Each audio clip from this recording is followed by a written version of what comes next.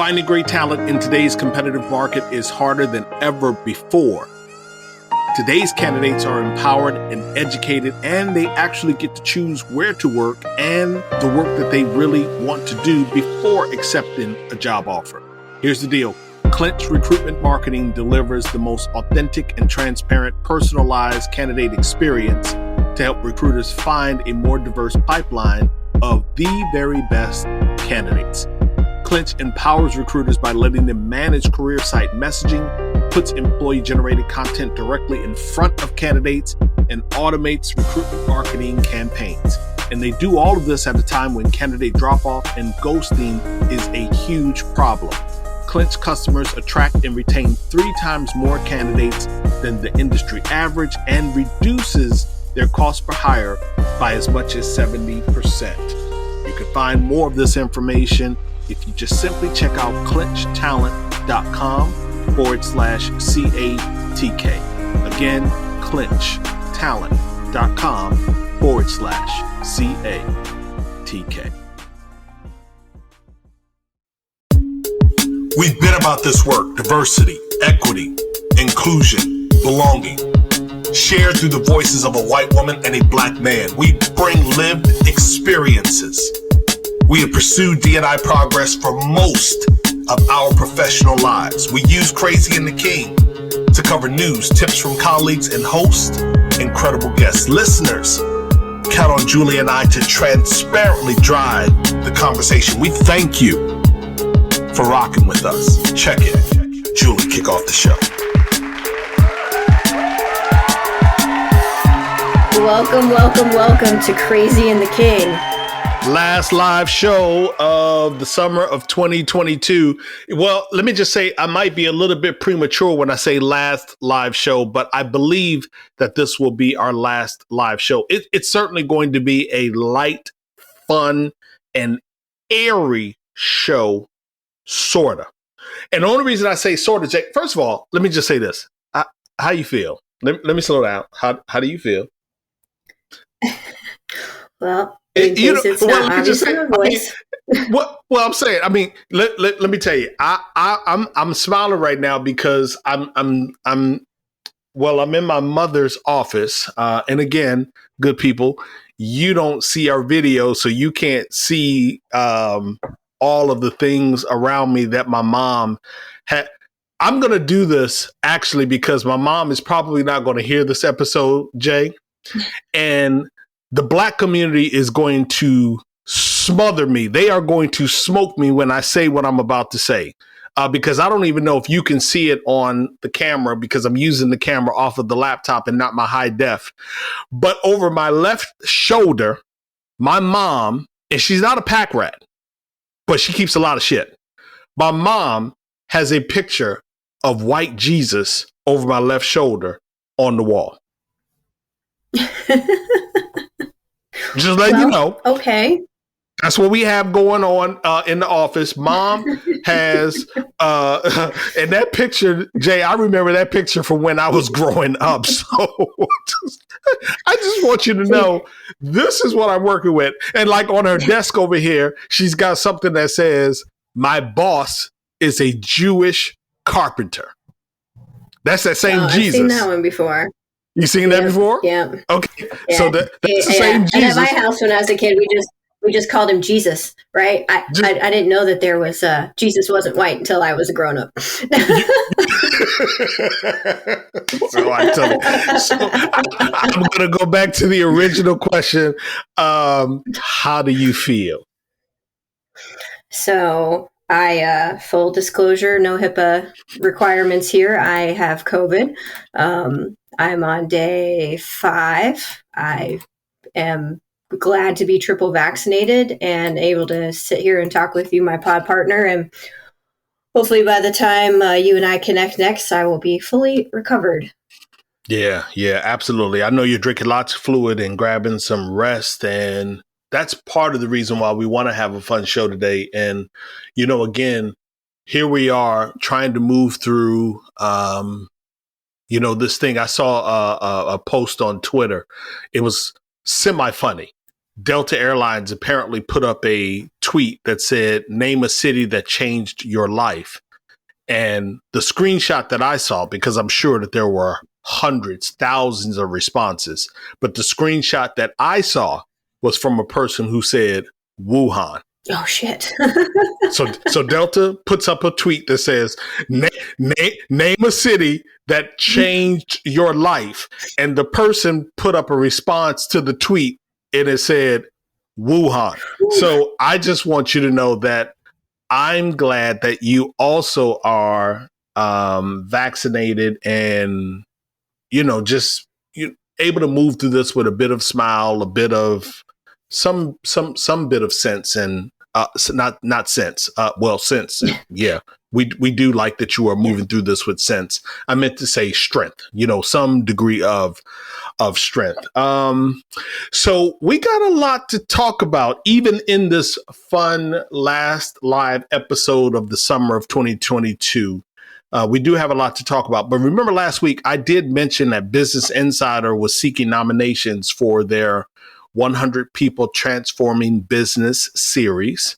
And one of the categories there is D&I. They said D&I. We here would say DEIB or some of the other acronyms that are out there. But the bottom line is they are looking for folks like you. And so if you're listening and you didn't see the link, we'll probably repost it. If not, grab the episode from last week. I know we posted it on crazyandtheking.com. Here's the question that I have, Jay. How do you feel about nominating yourself for awards and lists? Yeah, okay. It's a fair question because I actually had this conversation with my team last week. I hate doing that. I hate it because it feels icky.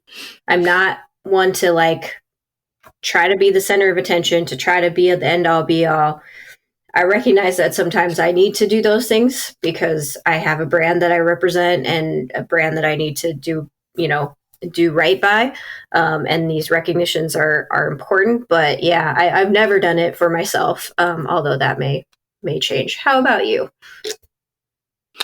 Yeah, I feel the same way. I've received over the last, I would say, couple of months, I've received a few of them to nominate myself in. And on all of them, I actually had declined. Now, full transparency, on one of them, the organization came back to me and they were like, we really, really need you to complete the 4 or 5 questions.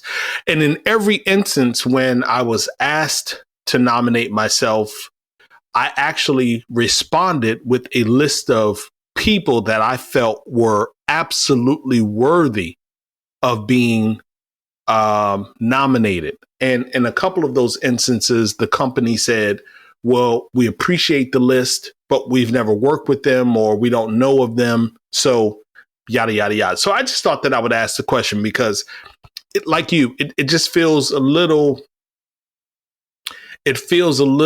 self-loathing, as they would say. And so I tend to stay away from it. But speaking of the nominations, I raised the question because Canvas, I mentioned Business Insider. Canvas also has an open invitation out. And we love the folks over at Canvas, Tarek and Adam and Sarah Martinez. Shout out to you, Sarah, because Sarah dropped me an email and she was like, the Walk the Walk Award is back. I got a great, cool black and white hoodie with Walk the Walk on the front of it. And it's an award that Canvas puts out for top leaders in diversity, equity, inclusion, and belonging. And it's, again, now open for nominations. We will include the link in our show notes. And I'm sure that there are some folks that I am actually going to go over and nominate, and you will be one of them. Well, thank you for that. I was just sitting here thinking about all the incredible people that we are surrounded by. Just this week talking to Jackie and Katie about a crossover with Inclusive AF and just the phenomenal people that we get to work with, all of who are well worthy of our time and our nominations and Canvas's consideration for the amazing work that that they do and that we're blessed enough to be able to do together. Yeah. So part of the reason why we are going to make this our last live show of the summer is, we just kind of want to take a break. By the way, I don't know if you can really see me, Jay, but, with the setup mom's off, I'm sitting in a chair and I almost feel like, a big boy doing the podcast now. Have you ever watched like Mike Tyson do his podcast? Just when folks are sitting in their chairs and they're like sitting in the living rooms and they're just kind of relaxed and they don't have any notes in front of them. And, and in Mike's case, he's got a table with a whole bunch of cannabis products on the front of it. And yeah, so I don't have cannabis products in front of me, but I do feel different recording this way. I think I like the way that the mic is set up on this one. But part of the reason why I said we would have this being our last live show is because even though August is coming up, we got a number of events that we have to still tend to, conferences, vacation. And so, I guess I wonder if I'm one of the only folks who tends to extend the event like an extra day, just an extra day so I can just chill one more day so I don't have to run home to the rat race, to all of the responsibilities of being TL. Do you extend like your trips, like just so that you don't do you do that? Like, do you do that? Well, I mean, come on. I think anyone who's listened to this podcast for more than 5 minutes knows I extend every damn trip if I can. Yes, every trip. So I was watching a Netflix special with David Anderson, and it's a comedy special. And I'm not a person who typically laughs a lot at comedians, and this is not a shot at comedians. I'm not suggesting that they are not good at what they do, because quite frankly, I think that comedians have one of the hardest white collar jobs on the planet. Like, I really believe it's challenging to make people laugh for 30, 40 minutes, an hour. But in this stand-up routine that David Anderson was doing, he said, when the pandemic first came across and they said, oh, we'll just be in the house for 2 weeks, he was like, man, I got this. I can easily handle 2 weeks. And then he said this joint became like 2 months, and then it became a little bit longer than that. He said the next thing you know, he was running out to Whole Foods parking lot, and all of the men were sitting in their cars in the Whole Food parking lot smoking cigarettes like, Lord, I just need to get out of the house. Like, he says, a parking lot full of men smoking cigarettes just because they were frustrated, with being in the house. And so when I found this article over here talking about people, what it was on the Wall Street Journal, and it really asked the question, is it a conference or is it a vacation? And of course they tied it to parents saying, shit, these parents want to get away from some of these children. I thought the story was like mad on point. It's titled "Parents Pile into Work Conferences to Escape Their Families."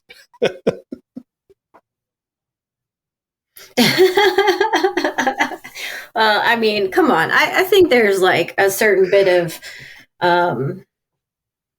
and privilege is not the right word, but like you need to be able to have that extra day, that little bit of time. If work is asking you to travel for them, a little time to yourself, a little extra day is the least that they can do for you being away from your family, even if it is in fact that you want to be away from your family. Either way, you're going to be better at the end if you get that extra day. Yeah. And, and in the article, it talks about, people getting in like extra visits to a restaurant, of course, sightseeing, taking in one more evening of whatever city that they're in. And you raise a good point. Yeah, we're having fun. We're tongue in cheeking it around being apart or being away from the family. But I think the other side of the equation is we are working harder.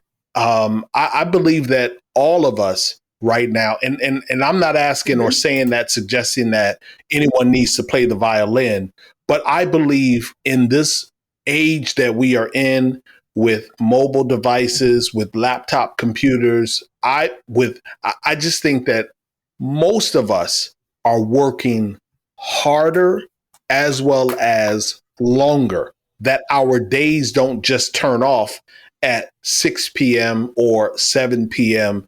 So I think that, certainly when we are looking at taking these trips, doing conferences, doing seminars, doing various work related events, that we really should highly, highly, highly consider tacking on a bit of extra time so that we can just decompress a little bit. Yeah, it's fair, it's necessary, and it's healthy.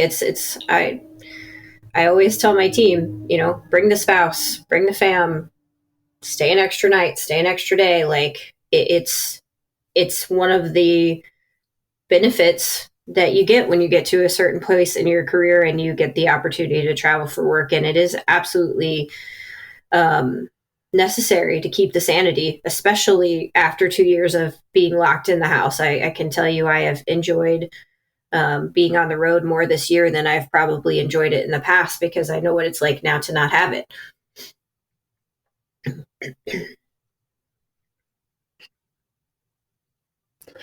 So let me ask you, with that saying, where I don't know if I want to say what's your favorite trip that you've taken, because I believe that the answer might be the more obvious one of where you made the investment outside of the country. But I'll ask anyway. Is there a favorite trip when you say you've enjoyed it more? Has there been a favorite trip of 2022 for you? I mean, I really enjoyed my time out in Portland with Tristan this year. I think that was probably, outside of obviously where we landed, probably my favorite trip, because I haven't got to see him as much through the pandemic time as I would like to. And outside of that, then on the other side of the world, to get to go to Budapest for the second time and spend time with my oldest is always just an incredible blessing. And they just happen to live in great cities, so that's an extra bonus. Yeah, I'm gonna say my favorite trip this year had to. Yeah, I'm gonna say my favorite trip this year had to be to LA, and LA because if I am honest, I don't think I had ever really been to LA, and to do it the way that I did it, even though it was just a brief 3 days, I worked hard every single day. I put in a lot of work, but the resort was incredible. The location was incredible. I love doing first time cities. Of course, there's a number of cities that I absolutely love and enjoy going to over and over and over again. But I always look forward to when I've never been to a city. And so doing LA for these 3 days definitely puts it on the list of cities that I need to go back to. Yeah. So speaking of travel, hotels.com is actually offering a little something up their sleeves. But before we get to hotels.com, you remember last year when I did the video for McCormick for the first director of taco relations? You remember that? Oh, yes. Yes. That was a really, really fun video to do. And for those of you who may not have seen the video when I posted it on Twitter, so McCormick, the spice company, which is headquartered just about 15 minutes away from where I live there in Hunt Valley, Maryland. McCormick, last year in the summer, they put out a job posting for a director of taco relations. And so you had to send in a video, and the position was actually paying $25,000 a month for 4 months. So I put in the video. Well, in this instance, hotels.com is actually giving away $15,000 to a person who is willing to travel and look at beaches. How cool is that? Yeah, I wouldn't be mad about winning this prize, although it is not as lucrative as the the taco video, which was amazing. And I still claim should have been the champion by far. So hotels.com is giving you $15,000 to go to the beach this summer. And we'll share the article on Crazy the King. So if you want to apply, you can. But it's basically for a retro beach moteler, if that's how you say it. And you get to visit the 10 best retro beach motels in the United States and get paid $15,000 to do so. So basically, it's 10 grand in travel stipend. So Lord Jesus, help the person who wins this get cheap flights, because that $10,000 is not going to go as far as it used to. And then $5,000 to spend on whatever you like while you're there checking out those super cool retro beach motels. As soon as I looked at this article, all I could think of is how I want to go back to Palm Springs and how I love everything about the retro style of Palm Springs, and was surprised. I guess it's not a beach, but there is no Palm Springs hotel, and they have some of the best retro hotels in the world, I think. Yeah. I thought that this was really, really fun. The only thing I wondered is, why did it come out so late in the summer?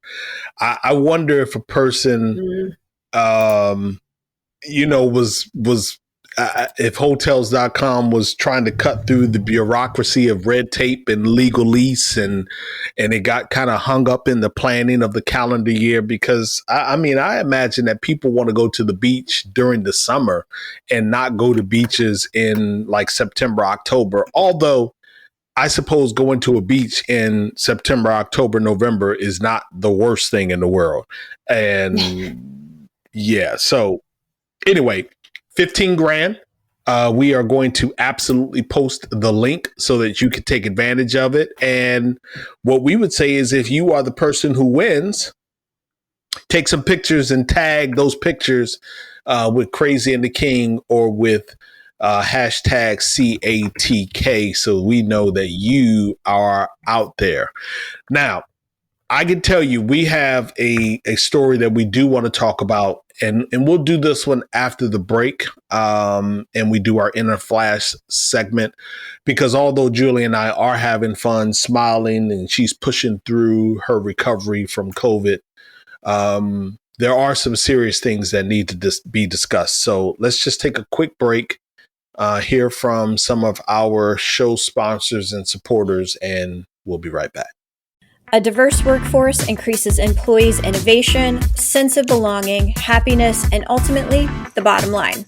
However, according to JobVite's research, 20% of recruiters share that their teams still aren't planning to prioritize diversity, equity, inclusion, and belonging initiatives in the near future.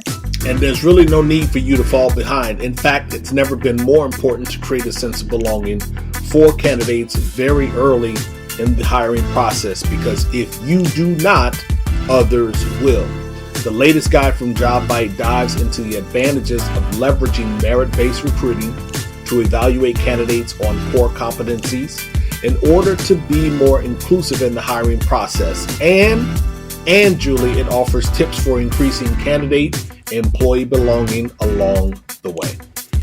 Visit jobvite.com/CATK/DEI to download the who, what, why, where, and when of diversity, equity, and inclusion. Again, that's jobvite.com/CATK/DEI.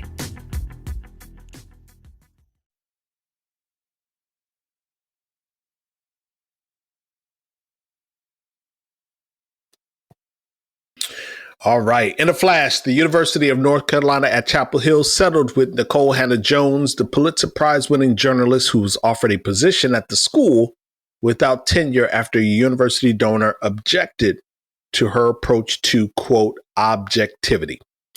And it's a good time for us to share that a UK agency, Digitas, has come up with a tech-based solution that anonymizes elements on resumes that can trigger biases. It's called Anon CV. I wonder if they'll allow externals to use the solution. And Google announces a hiring pause. There's a new pseudo chicken nugget product from plant-based meat brand Simulate called Nugs. And social media companies saw more than $130 billion wiped off their stock market values amid concerns about the outlook for online advertising. Mind you, those three mentions of pseudo chicken nuggets, hiring pauses at Google, and social media advertising, those three mentions have nothing to do with diversity and inclusion. In fact, they are so random, just like me saying, run, Josh, run. You'll get that in about an hour. About a half a dozen architectural firms are drafting proposals to design Ken Griffin's new office tower on the South Florida waterfront. And did you know that Don Peoples is vying to build the tallest building in New York City? He has named it Affirmation Tower and declares it will be the most inclusive skyscraper in U.S. history. That's in a flash. Now let's talk a little business. Hey, Jay, so on that last note, Don Peoples, skyscraper, New York City, I was watching an interview with him last week, and he said, if you look at, and I'm going to butcher this, but just bear with me. Any major building in New York City, like I'm not talking about stuff that's on the ground, but anything that's significant with a little bit of stature, with height to it, any major building in the New York City skyline, not one of them was built by a Black architect or a Black construction firm. Did you know that? Wow. I had no idea. Not and one. that's a great call out. So this will be a great story to follow. Just interesting to see how he makes it the most inclusive tower in history. And you're starting to point at some of the elements of that foundation. Yeah, absolutely. So the serious story that Jay and I want to talk about just for a few moments, not a lot, but just for a few moments, it was over on Business Insider. And, you know, this story comes on the heels of a number of individuals leaving Amazon in the last several months. And some of them significant and high profile individuals. And over on Business Insider, the story is titled, "This Leaked Document Shows Exactly How Amazon Managers Evaluate Employee Performance and Decide Pay." Now,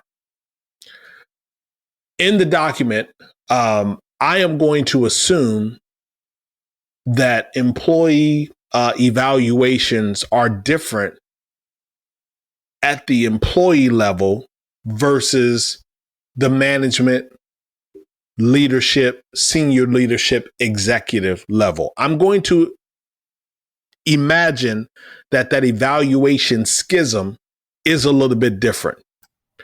But the fact that in this story on Business Insider, they talk about a common complaint among Amazon corporate employees is the lack of transparency in the annual review process, that promotions and raises are tied to a set of criteria that insiders have said is secretive and keeps employees guessing on where they stand.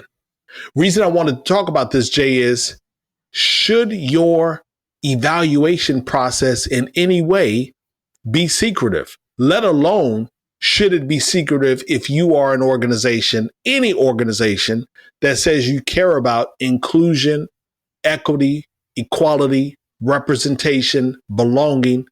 Should any aspect of your employee evaluation process be like a FICO credit score, like when you don't know how the fuck they come up with it? I think it's an interesting question. And the first thing that sort of came to my mind is, what is the difference between, or is it secretive or is it subjective? And so the reason that I ask that is that I think a lot of performance evaluations, especially for I'll say white collar workers, knowledge workers, office workers, are subjective. And so they are in themselves not that transparent.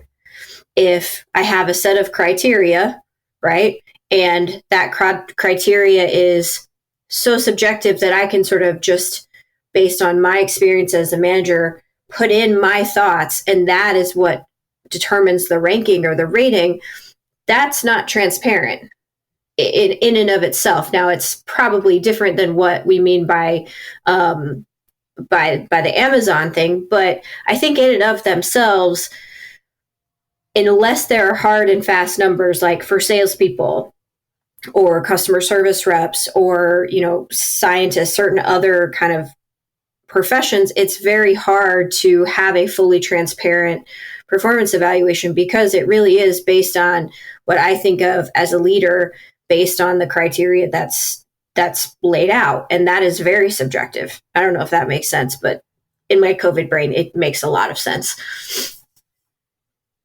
Yeah. It says inside of, in the story, it goes on to talk about Amazon evaluates employees annually through a process called FORTE, FORTE, which determines future pay. The document instructs managers to evaluate employees based on the company's leadership principles, performance compared to peers, and future potential. The document instructs managers to consider what an employee delivered through the year compared to expectations for their particular role and level, to gather feedback from peers and self-evaluations, and data from informal sources like notes from check-ins with employees and a list of accomplishments provided by the employee. That all seems fair to me. Yeah, I mean, other than the future performance piece, which that kind of is bullshit, sounds like pretty much every performance review I've ever been through. And just for accuracy, it's future potential, not future performance. You got it.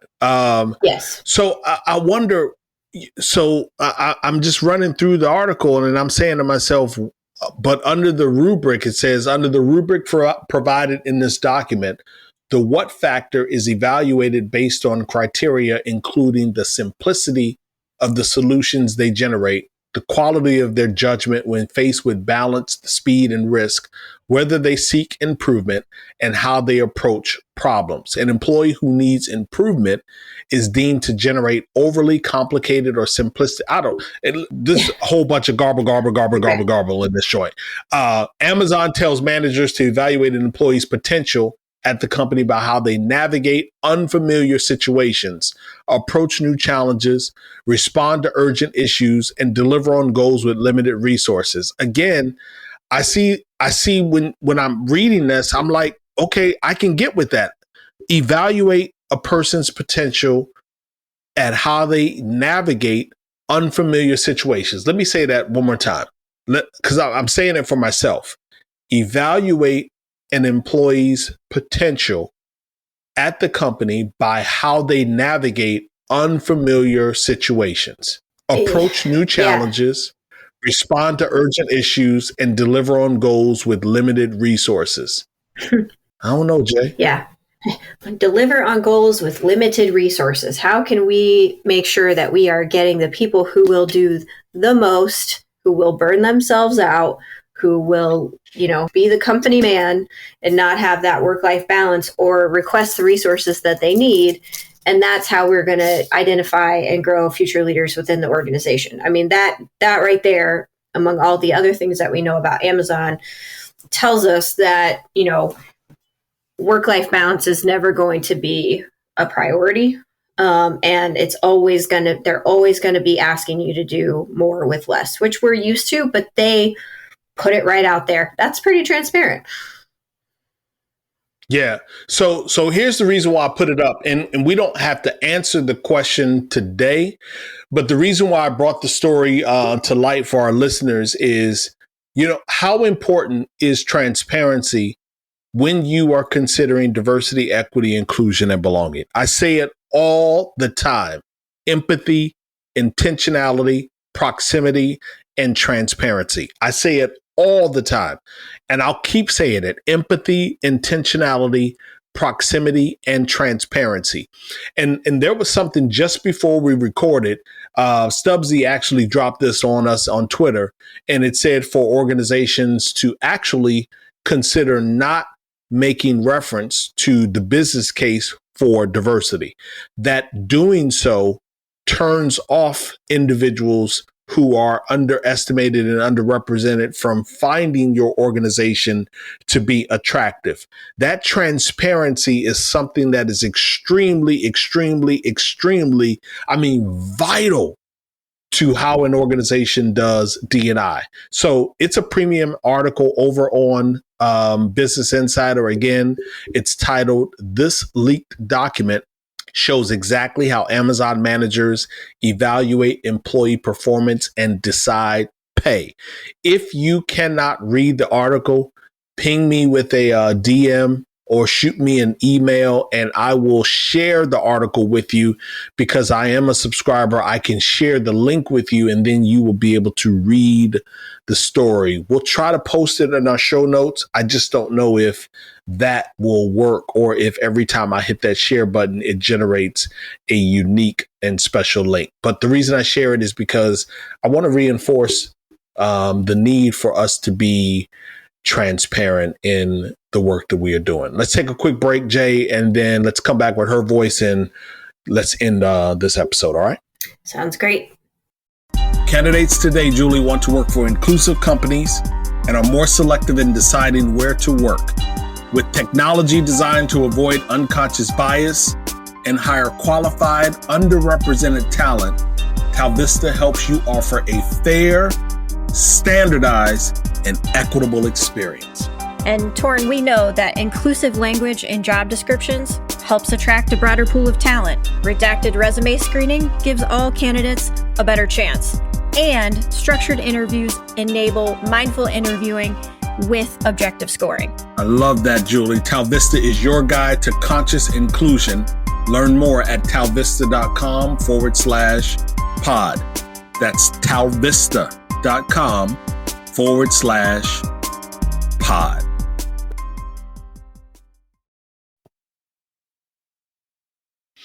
Her Voice is where we amplify women that are making moves. And this week, Full Circle Strategies CEO Jotaka Edie convened the network Win with Black Women, who have been extremely vocal on social issues concerning, of course, Black women. Shout out to you, Jotaka. Then we have Draupadi Murmu, who was chosen this week to become the next president, the 15th of India. The former governor of the Jharkhand state will be the first president of India to come from an indigenous tribal community. And last but not least, Ellen De Silva, founder of Summer Health. It's a telehealth messaging platform which aims to answer patients' medical questions over text message in 15 minutes or less. The company is starting with pediatrics because many parents have experiences that occur outside of doctor's office hours and could require immediate medical attention. So shout out to you, Ellen De Silva, and the other women that we highlighted this week in our Her Voice segment.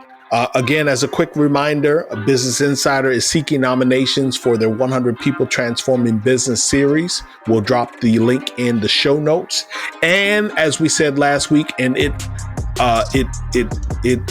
deserves mentioning or re-mentioning, suicide prevention has a new number, and that number is 988. That is 988 here in North America. And just share the number for real, because I have too many, not I personally, but we are reading about far too many individuals that are committing suicide. And before we get out of here, let's do #disability Twitter, Jay. Yep. And we have at the Mummy, TheMummyot, an incredible photo of a Paralympic swimmer, Antonios Tesfadakis, standing in front of his chair, both submerged underwater. And it's a beautiful illustration of how the environment we're in affects what we can do. Amazing picture. Go check out and follow the Mummy OT on Twitter. And next we have Molly B at Adopt A TRIBBLE. If a company charges you more to accommodate your disability, that's not an accommodation, it's a disability surcharge. Never thought of that this way. We talk about women's surcharges all the time.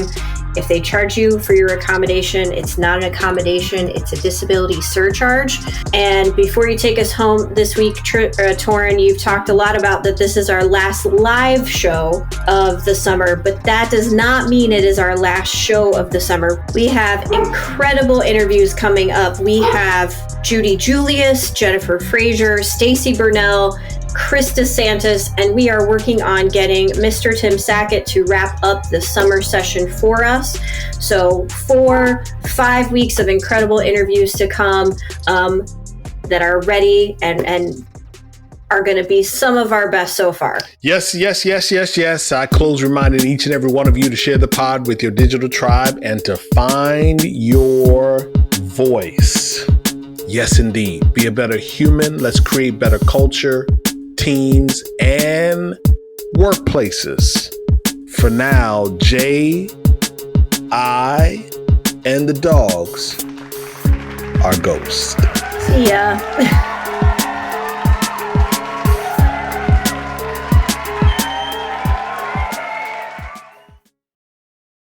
Do you love news about LinkedIn, Indeed, Google, and just about every other recruitment tech company out there? Hell yeah. I'm Chad. I'm Cheese. We're the Chad and Cheese Podcast. All the latest recruiting news and insights are on our show. Dripping in snark and attitude. Subscribe today wherever you listen to your podcasts. We out.